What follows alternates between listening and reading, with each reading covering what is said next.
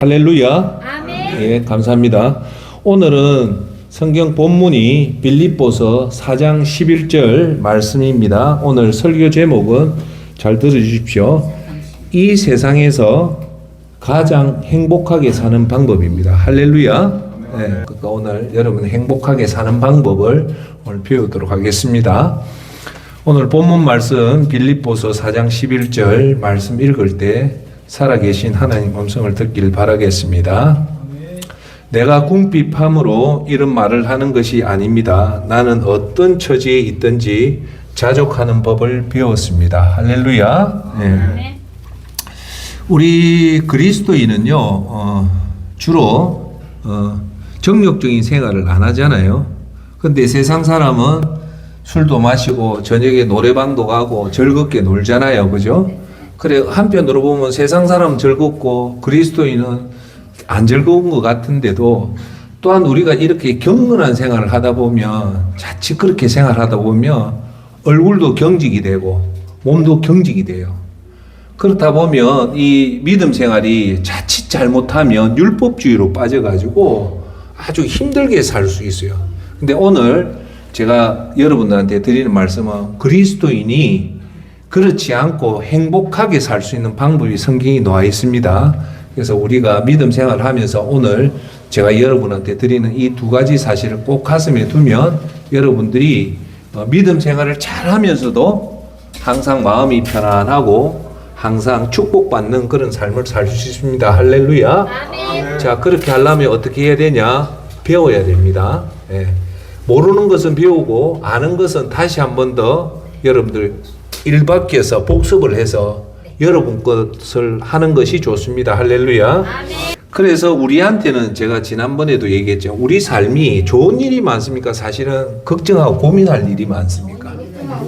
그렇죠. 걱정할 일이 훨씬 더 많습니다. 자, 그럴 때에 이렇게 오늘도 좋은 일보다 나쁜 일이 생기고 막 요동치는 이런 환경 속에서도 우리가 제가 오늘 말 일정하게 마음의 평안을 누리고 평안을 누리는 것을 조금 떠나서 마음이 항상 안정되고 행복한 마음을 유지할 수 있는 방법이 성경에는 반드시 있습니다. 할렐루야. 어떤 환경에 어떤 일이 생기고 어떤 것들이 와도 행복하게 사는 방법은 뭐냐면 이거예요.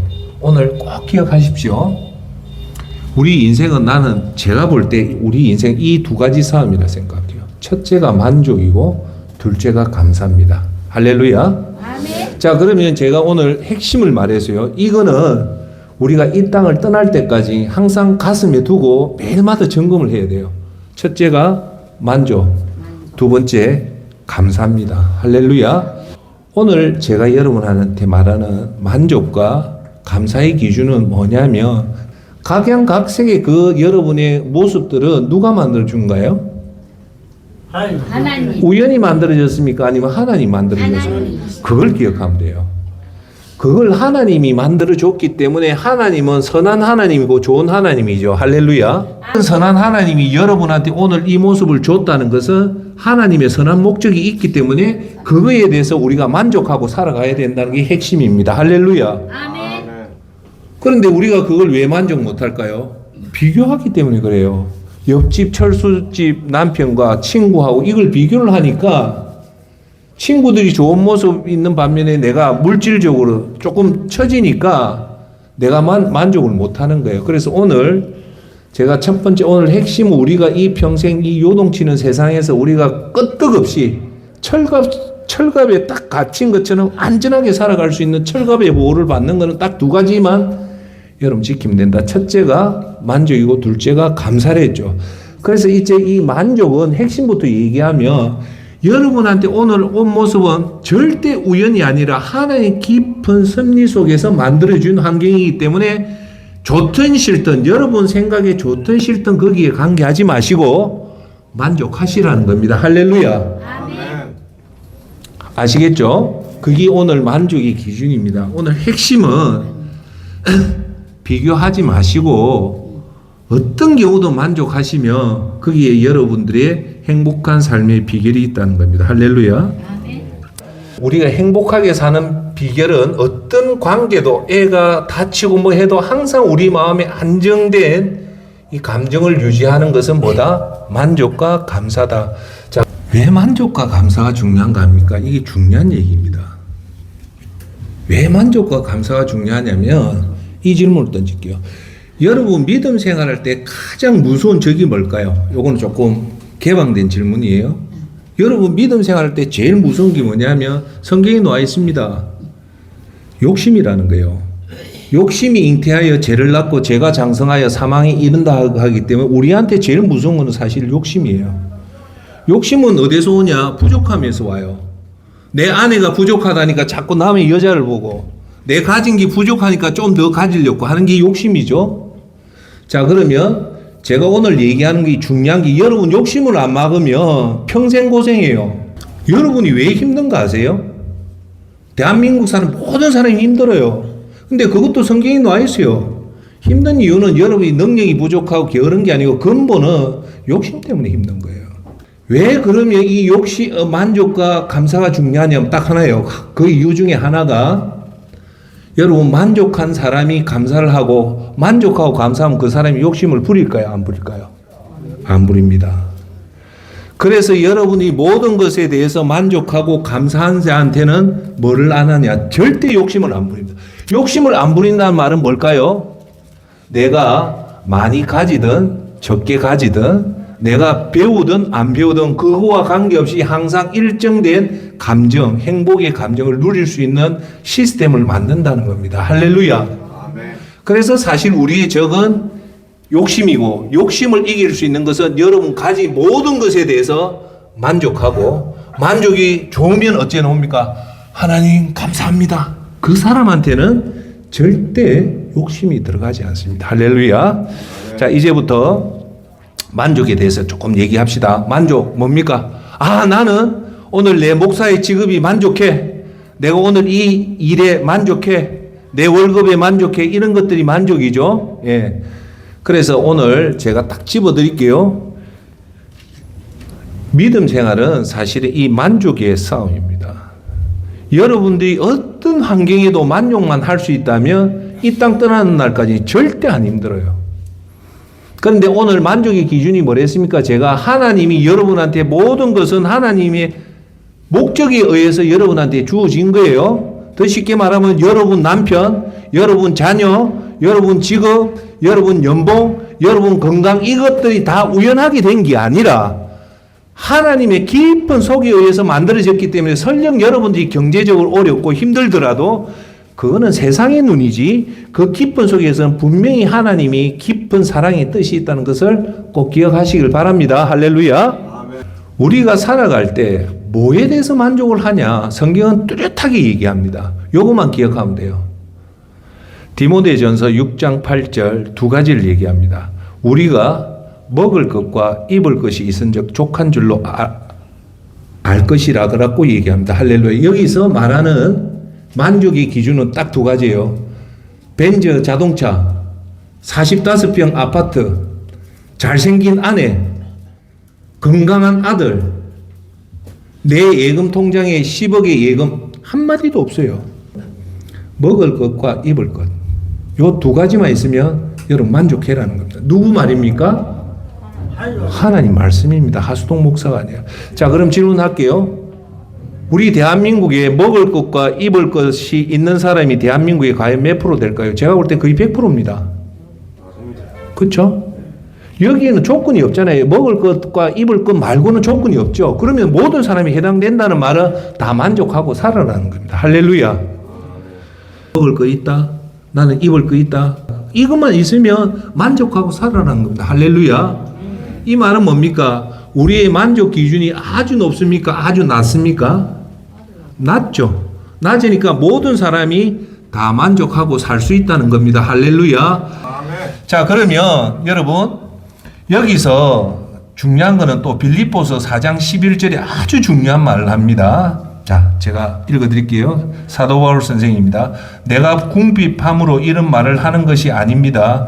나는 어떤 처지에 있든지 자족하는 법을 배웠습니다. 라고 얘기해요. 여기서 중요한 말은 빌립보서 4장 11절에 사도 바울이 자족하는 법을 뭘 했답니까? 배웠다는 거죠. 자, 질문할게요. 자족하는 법, 만족하는 법은 저절로 됩니까? 아니면 훈련하고 배워야 됩니까? 훈련하고 배워야 돼. 그렇죠. 그게 성경에서 하는 말이에요. 성경에서 하는 말이에요. 그러니까 자족은 이게 그냥 된다고 하는 게 아니에요. 철저하게 공부하고 배우고 훈련해야 된다는 겁니다. 하나님이 자족해라. 그 근거가 나와요. 왜 여러분들이 환경이 안 좋고 내 몸이 안 좋고 내 가정이 안 좋고 경제도 안 좋고 이런데도 왜 만족해라 하냐면 잘 기억하세요. 꼭 기억하세요. 제가 부르는 이 성경은 적어놓고 기억하세요. 로마서 8장 28절 말씀 꼭 기억하십시오. 하나님을 사랑하는 자, 곧 그 뜻대로 부르심을 입은 자들에게는 모든 것이 합력하여 선을 이루느니라는 말이 나와요. 요걸 꼭 기억하십시오. 여기서는 크게 두 가지입니다. 하나님을 사랑하는 자, 아무나 그런 게 아니고 하나님을 사랑하는 자한테만 이런 게 나온다는 게 뭐야? 모든 것이 협력하여 선을 이룬다는 거예요. 이 말을 설명할게요. 여러분 같이 믿음 생활 잘한 사람인데 애가 아프다. 심지어는 극단적으로 애가 죽는다. 폐암이 걸렸다. 내 가졌던 재산이 다 날아간다. 할 때 이 로마서 8장 28절은 뭐냐? 하나님을 사랑한 자한테 애가 죽고 가정이 풍지박산이 되고 부도가 나고 그렇게 돼도 성경은 뭐라냐면 협력하여 선을 이룬다는 거예요. 눈앞에 처음에 사건은 이렇게 출발을 하지만 끝은 불행으로 안 끝나고 뭘로 끝난다? 선으로 끝난다는 겁니다. 할렐루야. 자, 이 말 설명할게요. 여러분 지금 환경이 아무리 열악해도 하나님을 사랑하면 이 열악하다는 말을 다른 말로 할게요. 불행한 삶을 내가 정말 힘들고 어려운 이 불행한 삶이 마지막 끝에 가서도 불행해진다. 아니라는 거예요. 끝에 가면 이것이 이런 것들이 다 모여서 협력하여 뭐를 이룬다? 선을 이룬다는 겁니다. 할렐루야. 그 말은 우리가 이 처음에 출발했던 이 불행이 나중에 끝은 해피엔딩으로 끝난다는 겁니다. 할렐루야. 그게 믿음이에요. 그 확신이 있는 자한테는 오늘 내 삶이 부족해도 만족할 수 있다는 겁니다. 할렐루야. 이게 말씀의 비밀 중에 큰 비밀입니다. 할렐루야. 자기 말이 다친 거예요. 귀한 말이 다쳐가지고 불행한 줄 알았는데 이 말 다치는 바람에 이 말이 전쟁에 차출이 안 되는 거예요. 차출이 안 되니까 이 집 주인이 전쟁터에 안 나가는 거예요. 그러니까 처음에는 화로 보였지만 나중에 결과가 화가 변해서 복이 되는 경우가 우리 인생이 얼마나 많습니까? 할렐루야. 봉쇄 수도사는 사유재산이 아무것도 없어요. 그리고 그 사람은 BMW도 없고 아파트도 없고 오직 자기 아주 청빈하게 살지만 이 세상에서 가장 행복하고 가장 가치 있는 사람이 이 봉쇄 수도사의 수도사들입니다. 할렐루야. 이걸 내가 결론부터 얘기해. 이분들은 현대에 말하는 거하고 역행해요. 가진 거 없죠. 학력 없죠. 권력 없죠. 돈 없죠. 그럼 우리가 볼 때 이 사람 최악의 사람이라고 하지만 직업의 행복 평가를 하면요. 이 수도사의 삶의 만족도가 제일 높습니다. 자, 제가 봉쇄 수도사에 대해서 잠시 설명할게요. 이분들은 하루에 정확하게 7번 기도합니다. 하루에 7번 합니다. 그리고 수도사의 재산은 그들은 어떤 재산도 소유하지 않습니다. 아무 재산도 없어요. 그 사람들은. 자, 세 번째, 그 사람들은 짧은 머리를 하고요. 네 번째, 금욕 생활을 합니다. 성적인 생활 전혀 못하게 돼 있어요. 죄의 권한을 막는 욕망을 애시당초 막아요.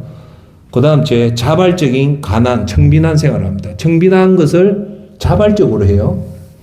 그리고 매일 노동을 해요. 그리고 매일 7번 기도 끝으로 말씀 묵상을 합니다. 그리고 평생 지켜야 될 대침묵을 합니다. 자, 이것이 수도사가 선택한 삶이에요. 자기들이 선택한 삶입니다. 그런데 그들의 얼굴을 보면요, 정말 편안합니다. 그리고 그 사람들은 그 삶에 큰 만족을 가지고 살아가기 때문에 이 사람들의 행복은 물질과 명예하고는 아무 관련이 없음을 여러분 알 수 있습니다. 할렐루야. 제가 여러분한테 말할게요. 봉쇄수도사 같이 여러분들이 금욕적인 것과 생활에 제가 여러분한테 드리고 싶은 미디어만 막아도 여러분 봉쇄수도사 같은 삶을 살 수 있습니다. 제가 봉쇄수도사를 얘기한 이유는 뭐냐? 돈이 없어도 충분하게 만족하고 행복하게 살아갈 수 있다는 점을 얘기하는 겁니다. 할렐루야. 아멘. 자, 다음은 제가 오늘 그 유튜브에서 봤는데 은퇴한 노부부에 대해서 그걸 보다가 제가 큰 감동을 받아서 제가 오늘 여러분한테 얘기할게요. 이 실화입니다. 이분이 지금 현재 70세입니다. 70세인데 아내가 살아있어요. 아내가 살아있는데 지금 우리 나이 또래 여러분들한테 제일 관심이 뭡니까? 노후 생활이죠. 노후 생활. 그 지금요 무슨 말을 하냐면 노후 생활에 한 달에 드는 비용이요 370만 원이랍니다.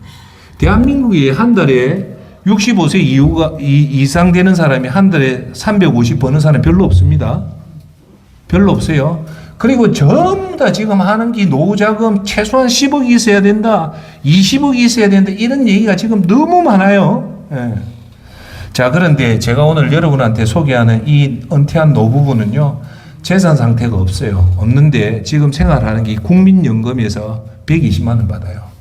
120만 원을 받고 이제 그 남편하고 아내가 사는데 처음에 스토리는 너무 힘든 거예요. 자기가 그래 살고 한 달에 120만 원을 살고 하니까 아무것도 못 하더라고요. 소비가 전혀 못 하더라는 거예요. 노후 생활에서 제일 큰 돈 들어가는 게 뭘까요? 병원비. 예? 병원비 많이 들어가요. 병원비요? 정확합니다. 정확해요. 이 부부도 하는 말이 뭐냐? 제일 큰 돈이 들어가는 게 병원비라는 거예요. 이거는 나이 들지 않은 사람 몰라요. 중고차는요 10만 킬로 이상 중고차 사면 골병 듭니다. 왜냐하면 제가 경험해 본 바는 차는 10만 킬로 이상이 되면 그때부터 다 수리를 해야 됩니다. 산 돈보다 수리비가 훨씬 더 들어요. 예. 그래서 자동차는 중고차는 키로수가 올라가고 오래된 차는 반드시 고쳐야 됩니다. 고치는데 산 돈보다 더 많이 들어요. 자, 여러분 차도 10년 이상 되고 키로수가 10만 이상이 되면 차는 무조건 1년에 정비소에 한 두세 번, 네 번은 들어가야 됩니다. 차도 그런데 여러분들이 썼던 이 몸이 60년, 70년, 차는 10년이면 정비 공장 가는데 우리 몸이 60년, 70년 가면 병원 안 가야 될까요? 가야 됩니다. 당연한 거예요. 병원 안 가는 게 이상해요. 그런데 그 병원에 가보면 의외로 의료보험 혜택이 되는 것도 있지만 안 되는 것도 훨씬 더 많습니다. 그래서 돈이 드는 거예요. 의료보험만 쓰면 큰 돈이 안 들어요. 그런데 여러분 가면 비의료 그게 있어요. 제가 작년에 여러분 알다시피 6월 달에 허리 디스크 터져서 큰 병원에 가서 수술을 했거든요. 그런데 내가 깜짝 놀랐어요. 그 그 입원실이 7정 8정이 돼. 가득 차요. 얼마나 차냐면 1인실은 방이 별로 없어요. 1인실이 1개고 2인실도 1개밖에 없는데 전부 다 병실이 한 40개인데 전부 다 5인실, 6인실 다 차요. 거기 앉아 척추에 관련된 병이에요. 근데 제가 거기서 내 눈으로 직접 본 게 뭐냐. 거기 온 사람, 입원한 사람 10명 중에 9명은 다 70세가 넘은 사람이에요. 제같이 60대 된 사람 별로 없어요. 대부분은 70대 넘어서요. 그 사람들이 허리 디스크, 허리 관련된 병원인데 제같이 디스크 터져서 온 사람 거의 없어요. 그 70대 이상 된 사람이 뭐 때문에 온 거 아세요? 협착증으로 온 거예요. 척추가 줄어드는 거예요. 이거는 노화에 생기는 일반적인 질병입니다.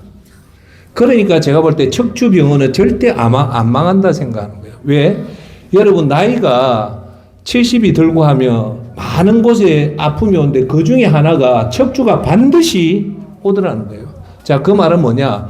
여러분 나이가 드시면 반드시 병원에 가야 됩니다. 병원에 거기 나이가 많으면 많을수록 이제 부부가 병원에 가서 치료를 받아야 돼요. 그 받는데 알다시피 비의료보험 부분에 돈이 많이 들어서 이 부부가 거기에서 엄청나게 힘들어 하더라고요. 그런데 이분이 도저히 안 되니까 여러분 이거 꼭 기억하십시오. 우리나라에 참 안타까운 하나의 속설이 있는데 일하는 것을 아주 고생으로 생각을 해요. 일을 아주 부정적으로 생각하는데 여러분, 일하는 건 절대 부정이 아니에요. 일을 하는 건 축복이에요, 축복. 여러분, 은퇴를 영어로 하면 리타이어인데, 리타이어가 뭐냐, 타이어를 갈아 끼운다는 말이거든요. 일을 간두는 게 아니고 달아 빠진 60년 동안 탔던 타이어를 새 타이어로 갈아 끼우는 거기 때문에 일을 계속 해야 된다는 거예요.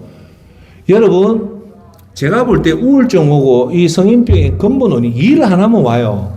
일하는 사람은요 절대 안 아파요. 제가 볼 때. 예.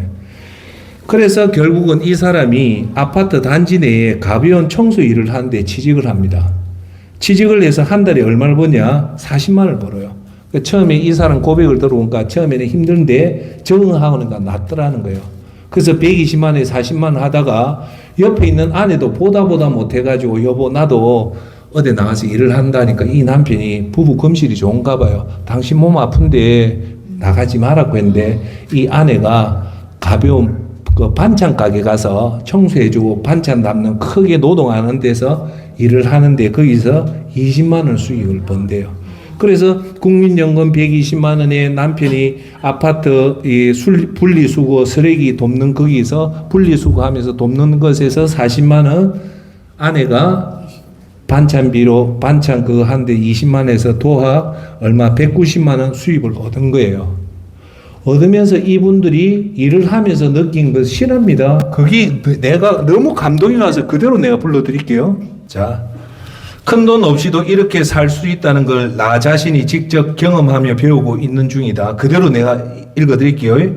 국민연금 120만 원, 남편 아파트 작은 일, 아내 반찬 가게. 그렇게 우리는 국민연금 120만 원에 아파트 청소 일자리 40만 원, 아내 반찬 가게 30만 원을 합쳐 한 달에 약 190만 원 정도 수입을 얻게 되었다. 한 달에 190만 원이면요 부부가 살기에 빠듯한 돈입니다. 절대 이거 지금 제가 오늘 여러분한테 말하는 것은 핵심은 이거예요. 돈이 없다고 노후가 절대 불행하지 않다는 것을 오늘 이 사례를 통해서 보여주려는 거예요. 수도성도 돈이 없어도 행복하듯이 이 부부가 두 명이 사는데 대략 350이 있어야 되는데도 불구하고 190만, 200만 원도 안 되는 사람도 행복하게 산다는 것을 보여주는 이유가 돈이 곧 행복이 아니라는 것을 여러분한테 증명하기 위해서 하는 겁니다. 아시겠죠?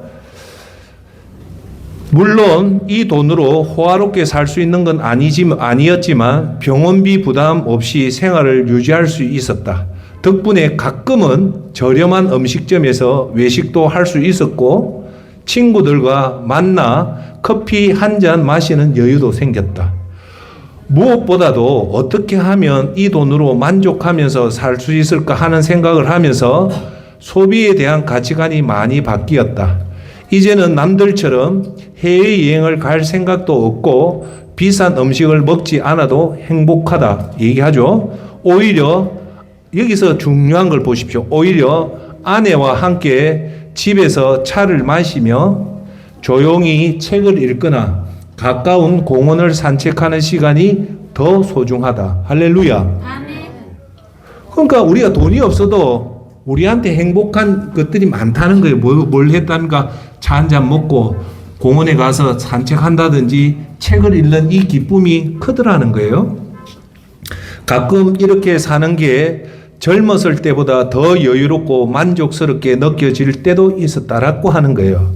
우리 부부는 여전히 돈이 많지는 않지만 그래도 남에게 기대지 않고 스스로 살아가고 있다. 가끔 아들이 생활비를 조금이라도 보태주겠다고 하지만 우리는 그저 우리 아직 괜찮다고 한다. 잘 들어보십시오. 돈이 많아야 행복한 건 아니라는 걸 이제는 정말로 깨달았다. 우리가 지금 할 수 있는 범위에서 알뜰하게 살고 작은 것에서 만족을 찾으면 된다고 생각한다. 할렐루야. 아멘. 아마 많은 사람들이 은퇴 후에는 최소한 몇 억은 있어야 한다고 말할 것이다. 물론 돈이 많으면 좋겠지만 그렇다고 돈이 없다고 불행한 건 아니다. 할렐루야. 아멘. 중요한 건 자신이 가진 돈 안에서 어떻게 만족하며 살 것인가 하는 문제다. 일하는 게 중요함을 알았다는 겁니다. 할렐루야. 이제 돈이 없다는 이유로 불안해하지 않고 우리 나름대로 즐겁게 살고 있다. 큰 돈 없이도 이렇게 살 수 있는 걸 나 자신이 직접 경험하고 배우고 있는 중이다. 69에 은퇴한 사람의 얘기입니다. 할렐루야. 아멘. 세상이 말하는 것은 가짜라는 거예요. 세상이 말하는 건 최소한 350만 원 있어야 하고 1년에 한 번 해외여행 가고 좋은 거 먹고 해야지 행복하다고 하지만은 오늘 여기 오는 직접 경험 나오면 그거하고 아무 관련 없다는 거예요. 오히려 자녀들한테 집에서 차 한잔하고 아내 손잡고 공원 산책하고 책 읽는 이런 기쁨, 그 소득에 맞춰서 사는 것이 일하고 사는 것이 훨씬 더 행복하다는 겁니다. 할렐루야. 제가 오늘 여러분한테 하는 얘기는 제가 얘기하잖아요. 현대는 첫째, 아파트, 좋은 아파트, 명품 아파트 살아야 되고, 자동차는 최소한 그랜저, 제네시스, 그리고 세 번째, 멋진 골프 치는 여과, 네 번째, 이 명품, 이게 현대에서 말하는 행복의 기준이에요. 제가 얘기할게요. 이 네 개는 행복하고 아무 관련 없습니다. 오히려 영적으로는 이것에 붙잡히면 좋은 아파트 살고 좋은 자동차 사고 멋진 여가하고 명품을 가지면 온통 여러분 24시간 중에 여기에 집중하는 시간이 23시간이 돼요. 그러면 그 나머지 시간 하나님 생각할 게 없다는 거예요. 자, 그럼 제가 질문할게요. 세상적인 눈으로 볼 때 이것은 행복하지만 영적으로 볼 때 이거는 불행 중에 최고의 불행입니다. 할렐루야. 그래서 영적으로 강한 사람들이 청빈한 삶을 이불로 하는 이유가 여기 있는 겁니다. 할렐루야. 왜요? 청빈하게 살면 육에 우리가 안 잡혀요. 자, 제가 한번 물어볼게요. 10평짜리 아파트, 10평짜리 원룸에 사는 사람하고 120평 아파트 사는 사람한테 이 집에 대해서 집착이 어느 사람이 강할 것 같아요? 당연히 120평 사는 사람이 강하죠. 120평에 명품 열라고 하면 거기 드는 생각의 시간이 얼마나 들까요? 그거 관리하는데 얼마나 들까요? 여러분, 자전거 타는 사람하고 우리가 말한 10억짜리 벤츠에 모는 바흐 타는 사람하고 자전거 타는 사람, 이 자전거에 관심을 24시간 몇 시간 가질까요? 10분도 안 가져요. 근데 바흐 타는 사람 이 차 관리하는데 얼마나 많은 시간이 걸릴까요? 제 말이 그거예요. 오늘 시장에 사는 조그만 옷 입는 거하고 명품 1,000만 원짜리 옷을 입었을 때 어느 데 관심이 더 많이 갈까요? 명품이에요. 세상이 좋다는 것에 여러분 붙잡히면요, 영의 생활을 절대 못합니다. 그게 어디서 나오냐면 갈라디아서 5장 16절 17절 이걸 꼭 기억해야 됩니다. 여러분이 진짜 믿음 생활 잘하려면 핵심적인 이 말씀을 알아야 되는데 그 중에 하나가 갈라디아서 5장 16절 17절. 육체의 욕망은 성령을 거스르고 성령이 바라시는 것은 육체의 욕망을 거스릅니다. 이 둘은 서로 반대되는 것이라고 얘기해요. 여러분, 좋은 차, 큰 아파트, 명품 옷, 골프, 해외여행은 육이기 때문에 이것은 성령의 소욕을 딱 막아빼요. 이런 사람들이 예배드리고 하나님 영광 드리고 할 수 있냐? 못합니다. 하지만 여러분들이 하루 중에 시간을 내서 성경을 읽고 하나님 말씀을 묵상하고 기도하는 사람은요, 성령의 충만함을 받는 사람이 과연 육체에 좋은 아파트 살고 싶고 좋은 차를 타고 싶고 그런 마음이 생길까요? 안 생겨요. 그냥 노후에 한 10평대에서 가는 데가 오히려 영적으로 도움이 돼요. 목사는요, 영적으로 여러분들 양육시키고 여러분들 훈련시키는 게 목사니까 목사 자체가 청빈하게 살아야 된단 말입니다. 할렐루야. 아멘. 그래야만이 목사 자신이 영이 살면 여러분들 영적으로 살릴 수 있다는 겁니다. 할렐루야. 그래서 그게 갈라디아서 5장 16절 17절 말씀입니다. 육체의 욕망을 강하게 하는 것. 자, 한번 물어봅시다. 여러분, 좋은 차 타고 싶고 좋은 아파트 살면 육체의 욕망이 줄어듭니까? 커집니까? 커지면 영이 죽어빈단 말입니다. 우리한테 있는 것이 너무 많아요. 사람이요, 왜 망하냐? 분수를 못 지키면 망해요. 여러분, 옛날 어른들 뭐랍니까? 분수 지키라죠. 예. 사람이 왜 분수를 못 지키는가 합니까? 자기 자신을 자꾸 부풀려요. 지금 현대에서 자기 자신을 부풀리는 4대 부풀리는 핵심이 있어요. 그 첫째가 아파트, 둘째가 자동차, 셋째가 여가, 넷째가 명품입니다. 요거는 가지면 가질수록 자기가 부풀리지기 때문에 자기 분수를 잃게 돼요. 분수를 잃으면 반드시 4가지 재앙이 옵니다. 첫째, 교도소를 가든지, 두 번째, 당뇨나 암이 생기든지, 세 번째 이혼을 하든지, 네 번째 관계가 파괴가 됩니다. 그러니까 여러분 좋다고 덥석 먹으면 안 돼요. 하나님 말씀은요, 여러분 속에 들어가면 여러분의 분수를 지키게끔 만듭니다. 어떤 분수요? 내가 죄인이라는 그 분수를 알게 돼요. 내 인생이 안개라는 걸 알게 되고요. 그리고 내 존재가 아무것도 아닌 것을 아는 그 분수를 아는 사람은 절대 자기 자신을 부풀리지 않아요. 그러면서 KFC에 여러분 잘 모르지만 캐럴 선더슨이라고 KFC 켄터키 프라이드 치킨에 아주 그 했던 사람이 65세에 성공을 해요. 이 사람이 성공한 스토리를 보니까 자기가 마지막에는 정신병원에 가요. 정신병원을 갔는데 그 여자 간호사가 아주 뚱뚱한 흑인 간호사가 막 하는데 특이하게 보이더래요. 그 이유가 뭐냐? 항상 일을 하면서 찬송가부로 감사한 얼굴이 항상 웃으면서 싱글싱글 하더래요. 너무 그 모습이 좋아서 캐럴 선더슨이 그한테 물어봤대요. 간호사님, 제가 알기로 간호사님 직업에 월급도 얼마 안 받고 간호사 직업도 명예도 없는데 뭐가 그래 기뻐서 그렇게 자꾸 웃고 그렇게 감사합니까? 하니까 아이고 선생님, 저는요 예수님을 믿어서 구원받은 백성으로서요 하루하루가 너무너무 만족하고 감사합니다. 우리 환자들 이 시트 갈아줘서 이 깨끗한 시트에 환자들이 다시 이렇게 눕는 걸 보면 너무너무 행복해요 라고 얘기하더라는 겁니다. 할렐루야.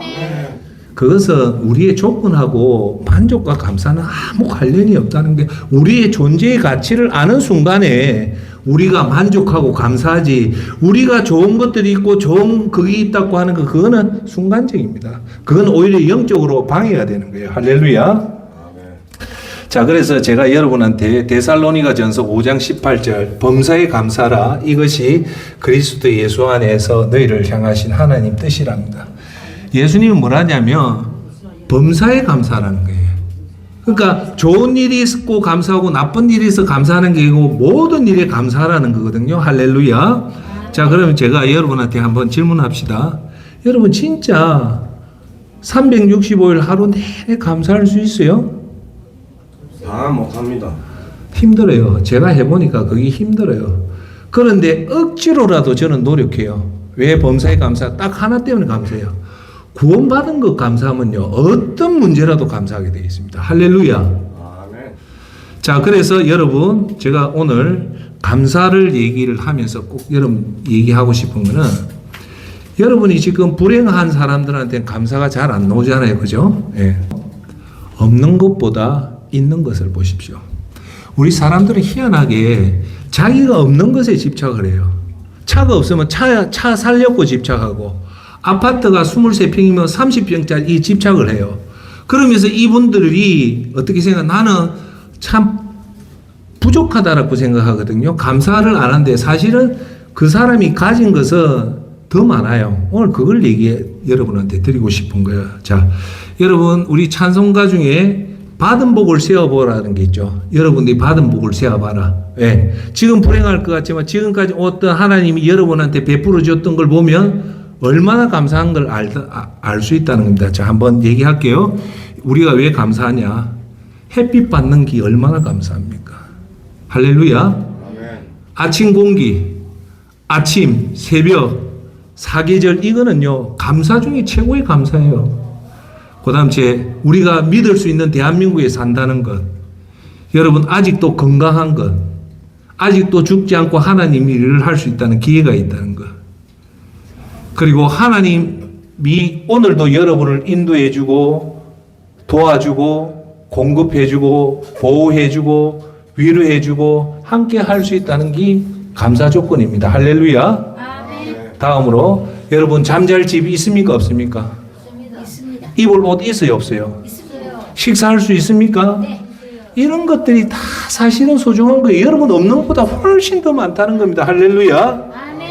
자, 여러분 세계 식량 보고서에 2023년 세계 식량 위기 보고서에서는요, 50개국 중에 2억 8,200만 명, 즉 3억 되는 사람이 하루 한 끼만 먹는데요.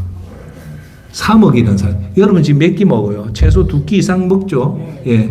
그 다음 저요. 세계은행 자료에 따르면요. 2021년 기준으로 한 달에 7만 5천으로 사는 사람이 몇 명이냐면 7억 1천만 명이랍니다. 엄청나죠. 우리나라 인구가 지금 한 4천만 명 되잖아요. 7억 명이 한 달 월급이 얼마냐? 7만 5천 원이에요. 우리나라 지금 하루 시간당 시급이 얼마입니까? 만 원이죠. 하루 온종일 일하면 보통 10만 원 딱 벌거든요. 근데 7억 명이 지금 7만 5천 원을 산다면 여러분한테 제가 물어볼게요. 7만 5천 원 살아나면 살 수 있습니까? 감사합니다. 못 살죠. 그렇게 사는 사람이 7억이 넘다는 거예요. 거기에 비해서 우리는 부자입니다. 자, 그 다음 지금 22억 명이 맑은 물을 못 먹고 꾸중물을 먹고 산대요. 자, 하루에 한 끼 못 먹는 사람, 한 달에 7만 5천 원, 꾸중물 먹는 사람이 이래 많은데 비해서 대한민국에 사는 저와 여러분들은 어떻습니까? 행복한 거예요. 할렐루야. 예. 자, 그래서 감사는 좋은 일이 생기면 한 번에 크게 감사하는 그 강도가 아니라 매일매일 조금씩 자주 하는 빈도가 감사의 핵심입니다. 할렐루야. 자, 그러면서 하나만 더 얘기할게요. 오늘 여러분한테 쉽게 얘기해서 좋은 일이 하나 생겨서 애가 막 예를 들어 서울대학 입학했다 그러면 정말 좋죠. 그럼 대부분 사람은 하나님 우리 아들이 고생해서 서울대학 입학해서 감사합니다라고 꼭 끝내요. 근데 제가 말하는 감사는 한 번에 끝나면 너무 아쉽다. 그럼 어떻게 해야 되냐? 평생도록 아들 서울대학 간 거 감사하면요. 하나님이 그 서울대에 간 거에서 더 큰 축복을 줍니다. 할렐루야. 한 번만 하고 멈추면 그 서울대학이 줄어들어요. 그래서 어떤 일이든 여러분이 암이 나았다, 뭐 좋은 일이 생겼다, 뭐 하나님 이 감사를 일주일만 하지 마시고 생각날 때까지 꾸준하게 하면 그 감사가 계속해서 유지되면서 더 커져요. 그 감사에 또 감사가 나옵니다. 할렐루야. 그 말은 감사는 한 번 하는 것이 아니라 계속적으로 감사를 하세요. 그러면 그 감사를 잊을까요? 안 잊을까요? 안 잊어요. 근데 감사하다고 우리가 감사를 잊으면 그 감사를 잊는 거예요. 그래서 오늘 설교 중에 꼭 기억할 거는 감사는 좋은 일이 생겼다면 한 번 하지 마시고 계속적으로 하면 그 감사는 오래오래 지속된다. 자, 이제 마치겠습니다. 자, 결론을 맺을게요. 오늘 설교 주제와 제목이 돈과 재산과 물질에 관계없이 흔들림 없이 이 세상에서 가장 행복하게 사는 방법은 하나님이 주신 환경에 우리 오늘 여러분 각자 환경이 다 있을 거예요. 하나님 주신 이 환경에 만족하고 감사하면 어떤 경우도 호수와 같이 잔잔한 마음을 유지할 수 있고 이 세상에서 가장 행복한 사람으로 살고 천국 가는 만점 받는 만점 인생을 살게 됩니다. 할렐루야. 다음 주에 기도합시다. 사랑의 아버지 하나님, 은혜와 사랑을 감사합니다.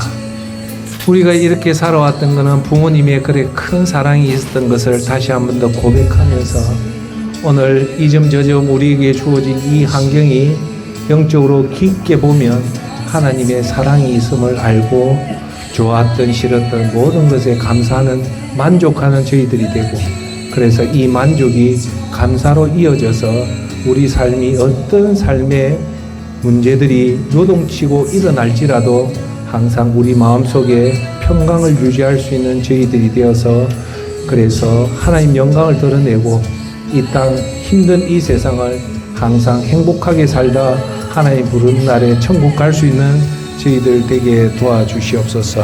감사하며 예수님의 이름으로 기도합니다. 아멘.